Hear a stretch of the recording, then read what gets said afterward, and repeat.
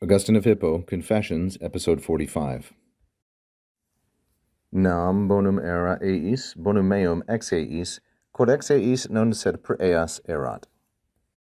The viewer will recall that here Augustine is describing the good that he received from his nurses, that they were providing him milk when he was an infant.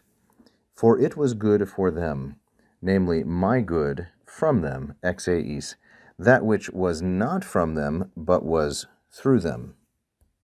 This kind of intricacy of style, this highly rhetorical presentation and syntax, is quite typical of Augustine, especially as we get into the later books, books 10 through 13, when the autobiographical material is left off and it becomes much more heavily philosophical. It's deceptively simple. The subject of the first part here, from nam through ex eis, is bonum meum. And this is neuter, singular, and nominative. My good from them. Eis is feminine, plural, and ablative, and it refers to his nurses, intricacies, from the previous portion. My good from them was a good for them. So the predicate of the subject bonum meum is bonum, which is also neuter, singular, and nominative, as linked by erat.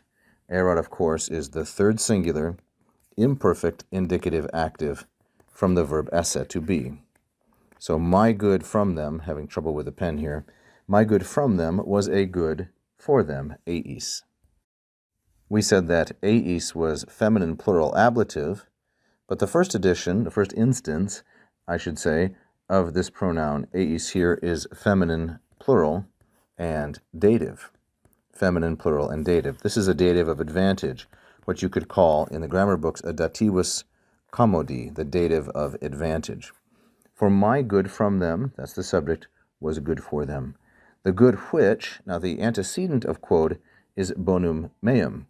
So quod is neuter and singular, and as it is the subject of erat, it is nominative, although we remember that the case of the relative pronoun is not determined by the antecedent, it's determined by how it's used in its clause. Which, meaning the good, was not from them, ex eis non erat. It was not from them, but it was per eas. It was through them.